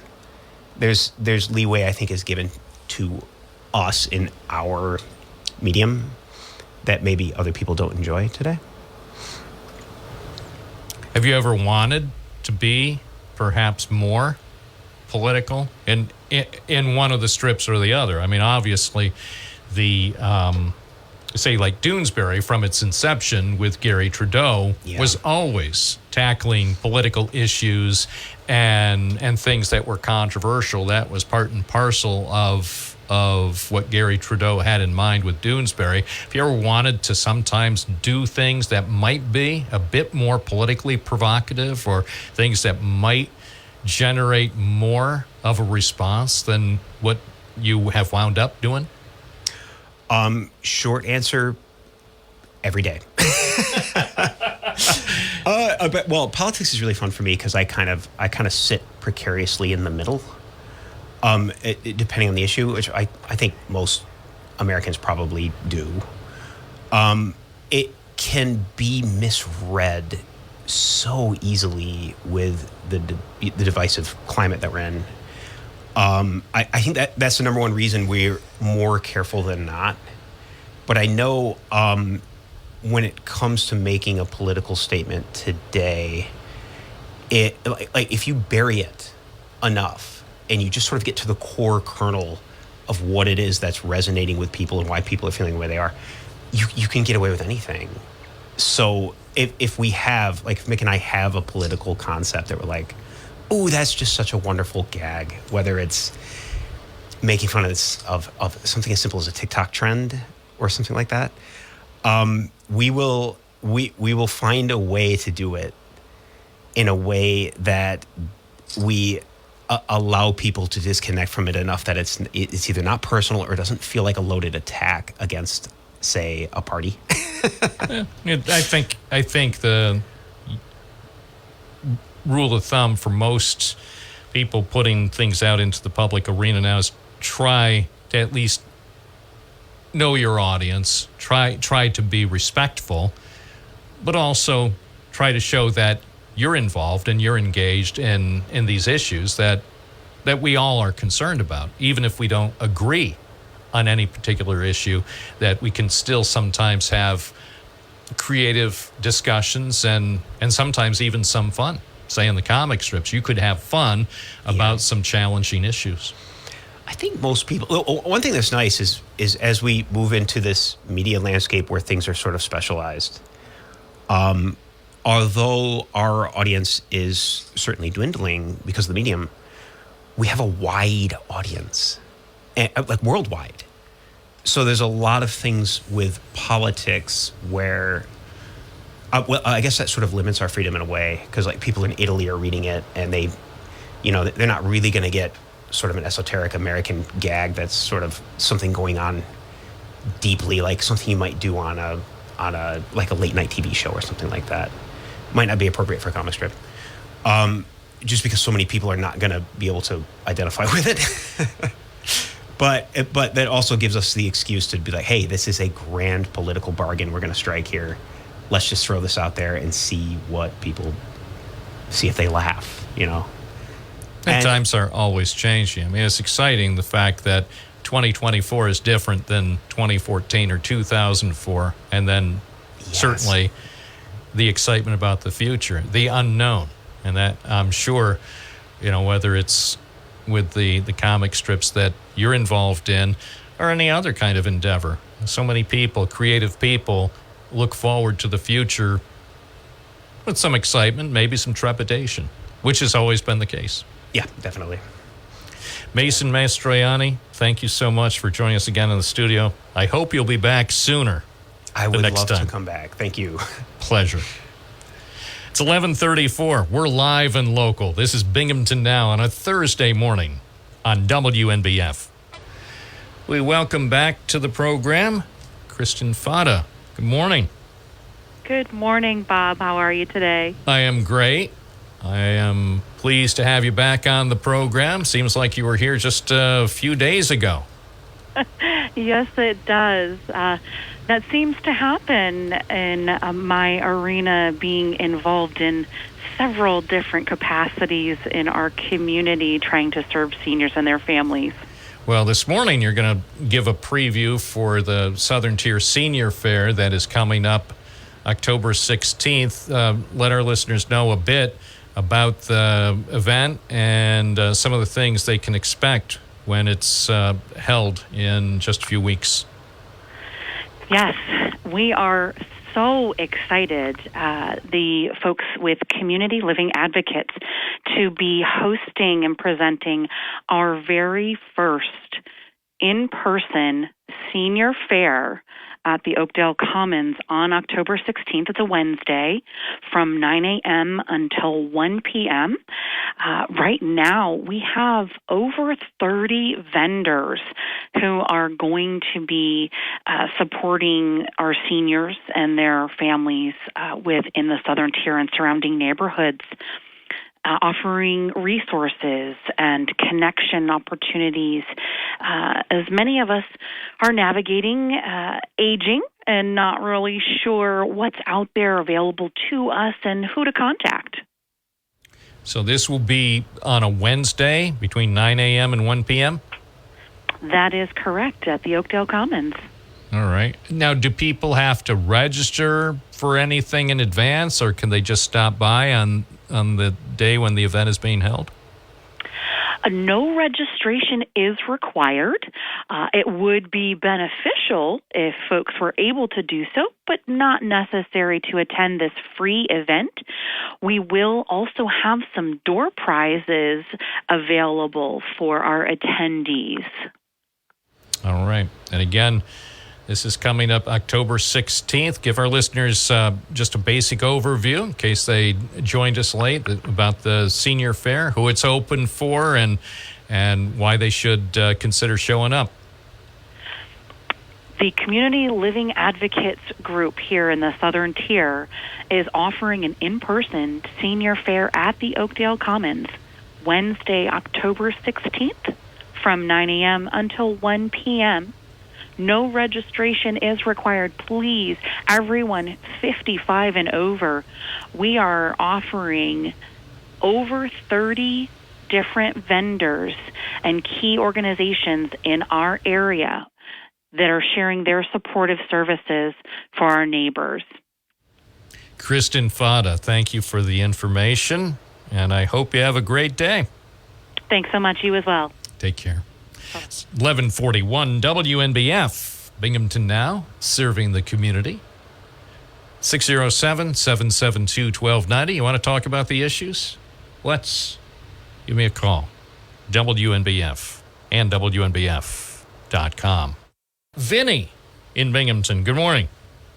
Hey, Bob, good morning. Hey, listen, I just want to say real quick, first part. When I tried calling in yesterday, and I understand, I know the rules, I wanted to get in on the debate thing about, we should have another debate and where we should, where this should be. But that's what I was calling about. Oh, yeah. Sorry for cutting the call short so quickly. I'm just trying to keep things moving in a friendly sort of way.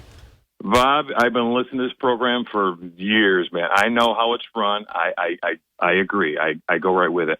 But I do want to talk about the border, and it was so interesting. Everything we were talking about yesterday about the border and how I've been trying to tell people to get online, read what was in that border bill, read what was in it, and then come back to the table. And what do you think? Now, I don't know if anybody saw that interview that Stephanie Ruhle did with Kamala Harris last night, but she went over a lot of topics, and one of the last topics she hit was border security. And Kamala Harris, this is what she said. She goes, first, they asked her about the security. What are we going to do about it? Blah, blah. This is exactly what she said. She said, we do have a broken immigration system, and it needs to be fixed. And if we take a step back, months ago, some of the most conservative members of Congress came together with others and proposed a border security bill. Now, these are things that was in that bill. 1,500 new border agents on the border to help those hardworking border agents that are there right now working 24 hours a day. Put more money to stem the flow of fentanyl. That was in there. Here's another one. More money and resources to prosecute transnational criminal organizations. In her career, she used to do this. Like I said, when she was Attorney General out there in California, she knows all about the borders. She knows it. And she went after these national criminal organizations. But she said Donald Trump killed the bill because that guy likes to run on a problem instead of fix a problem. Now get this. This is her pledge. If the people of this country want me in there, me to be president, I pledge I will bring that bill back and sign it into law. And that's exactly what I've been talking about. All right. Well, I'm glad that she is doing interviews. Do you think it would be a good idea for her to do an interview with Sean Hannity? No. You know what I want to see, Bill? Bob? I want to see, I'm going to go back 16 years, and I want to see what John McCain and Barack Obama did. That was back to Saddleback. You see, the right always loves to talk about we want this to be a Christian nation. Okay? Christian nation. Well, let's have like a Rick Warren or Greg Laurie or Calvin Butts sit there, and we're going to talk about things. We're going to talk about how Christ or your faith and your beliefs help guide your life. We're going to talk about abortion. We're going to talk about prayer in school. We're going to talk about parenting. Christ in your life, and how do you live it? Truth. How powerful is that word? That's what I want to see. I want to see it straight. I don't want this nonsense. Oh, I want to see that spiritual. Wait, you're expecting something to happen between now and November 5th that affects the presidential campaign that will be devoid of nonsense? Well, Bob, like I said before, they talk about border security. Here we come. All right. Well, we'll see. 40 days.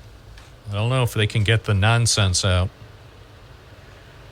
It's 11:47. Let's keep taking calls. I think we should. Gary from Binghamton South Side. Good morning. You're on the air. Yeah, thanks for taking my call, Bob. I wanted to talk about Kamala Harris's economic plan today. If you didn't miss it, then she spoke to the Pittsburgh Economic Club yesterday, I believe it was. She also did an interview with Stephanie Rule on MSNBC. So if you're missing those interviews, you're not.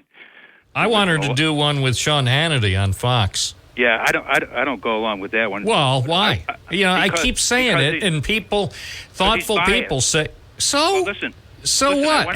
Everybody has an opinion. If she wants the job, and I said yesterday that Donald Trump should do an interview with Rachel Maddow. Start doing interviews with people who aren't your supporters. Well, I wanted to talk about Kamala Harris's economic plan and Mark Cuban.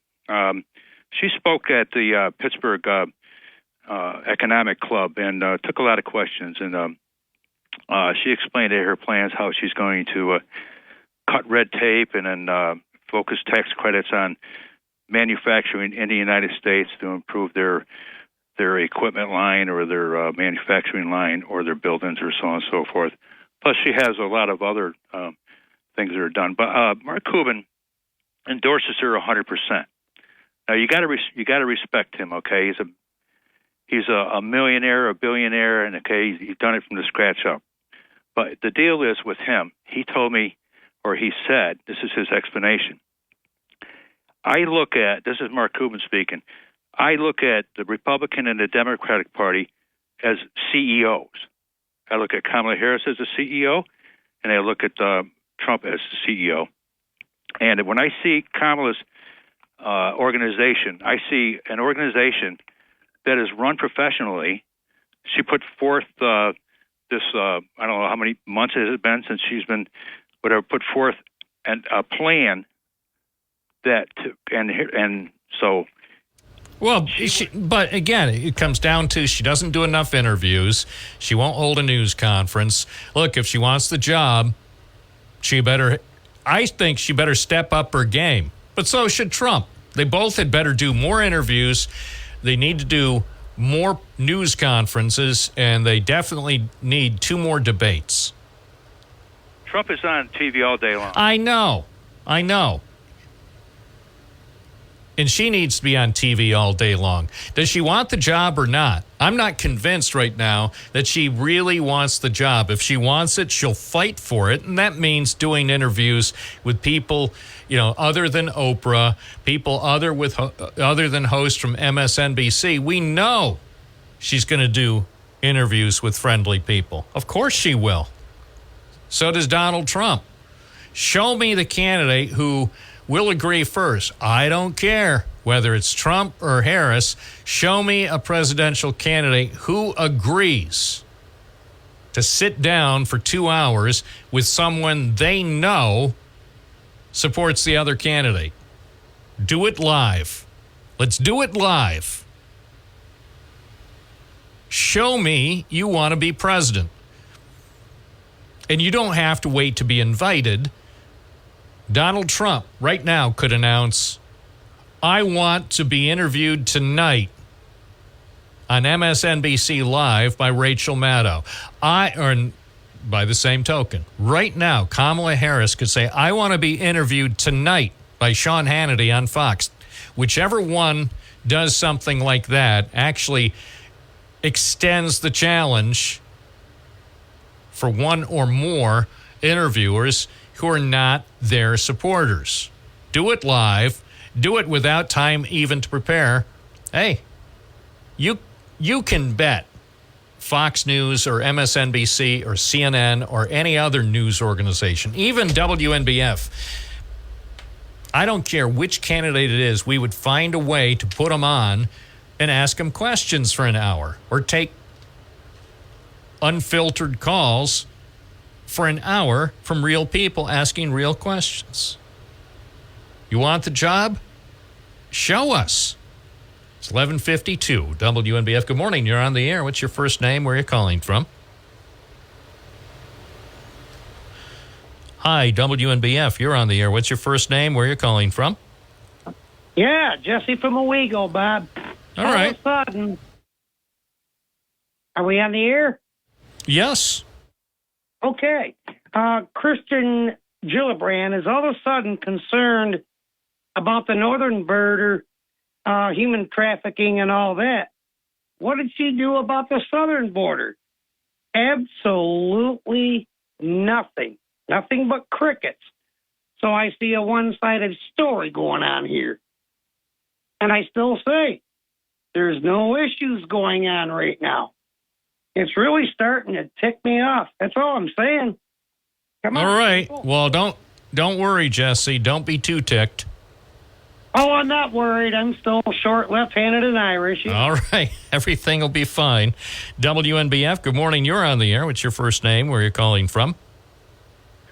Harry, Coventry. Hey, Harry. What's up? Just would like to talk to Bob for a quick second. Oh, you're on the air. I'm Bob. What's on your mind? Okay, so how would you like to talk to Don? Right now? Well, no, not right now. The program ends in a few minutes. Right now, I mean. Okay. Well, have him come to the studio Monday morning at 9. And I will talk to him and I'll ask him questions for 3 hours. I'll ask him questions for the first hour. Then I'll open up the phone lines so everybody who has a question who gets through can ask Donald Trump a question.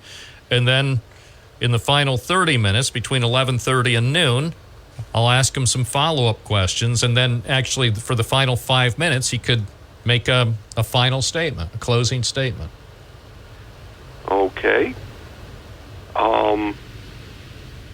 It might have to be done by phone. I don't want it done by phone, but if it has to be, it has to be. My preference, if he really wants the job, he should find a way to get to the studio. The way I look at it, the road to the White House runs through the Binghamton Now studio. So if he wants the job, he'll find a way some morning next week to get here. I don't care if he takes his jet or if he drives or whatever. But if it has to be by phone, okay. I'm a reasonable man. If he wants to do it by phone, I'm reasonable. Okay. And as for the nice talk you had with the Masternati kid, if you have means, you should take care of your community, and he's doing a very good job. He is. And Harry, thank you for your call. Thank you, Bob. Bye-bye. 11:55, WNBF, serving the community. By the way, I extend the same offer to Kamala Harris. Either some morning next week, whether we do it in person, which is preferable, or do it by phone, which would be almost as good.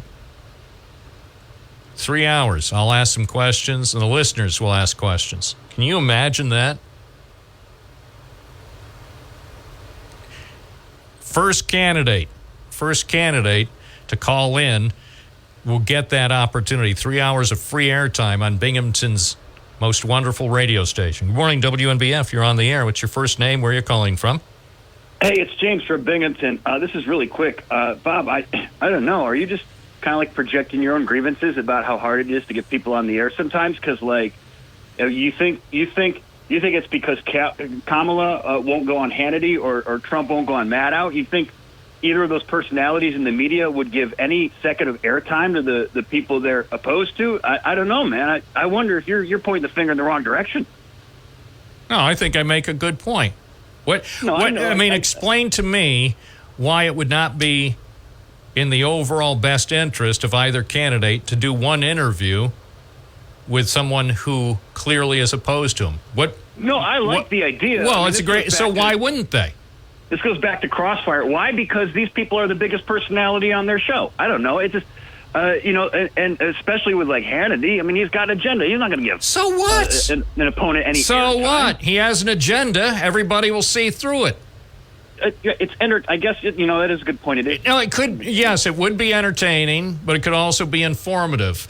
And if I'm just saying this, and this applies to either candidate, either one of those candidates is capable of enough of handling an interview for 1 hour with someone who's not one of their supporters.